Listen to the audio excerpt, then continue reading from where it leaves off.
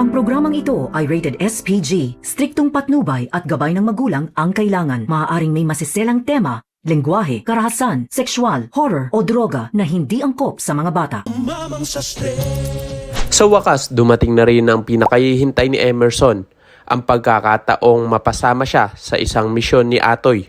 Matapos ngang piliin ni Atoy si Kurt para sa kanyang nakaraang misyon, hindi maitago ni Emerson ang kanyang selos at pagkadismaya. Gustong-gusto na rin niyang mapatunayan na kaya niyang maging katuwang ni Atoy sa mga mapanganib nitong misyon. Kaya naman nang dumating ang pagkakataon, hindi na niya ito pinalampas pa. Samantala, may panibagong misyon na naman si Atoy. Agad niyang tinawagan si Emerson upang ipaalam na mayroon silang napakahalagang gagawin.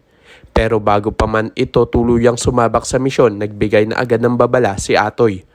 Hindi daw magiging ordinaryo ang kanilang gagawin dahil mapanganib ang kanilang pakay.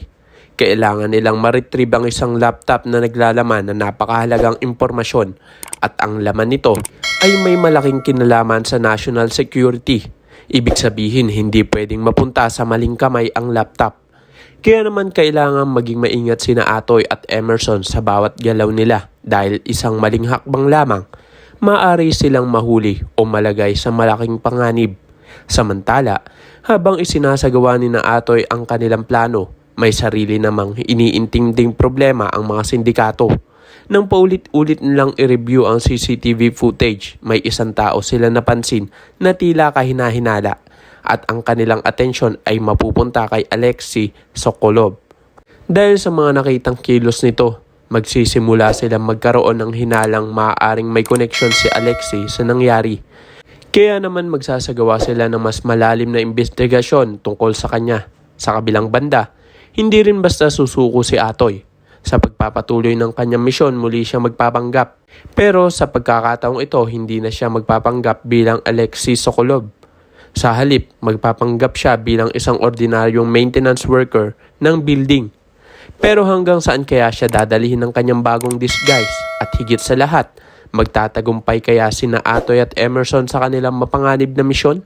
Siguradong magiging intense, nakakakaba, pero may halong comedy na naman ang kanilang bagong adventure. Kaya kung isa ka rin sa mga sabik na makita si Atoy at Emerson sa isang bagong misyon, ay i-click lang ang like at subscribe button para updated ka sa mga susunod ko pang uploads. At malaya ka rin mag-iwan ng komento sa loobin at mga hula sa comment section. Maraming salamat sa iyong panonood.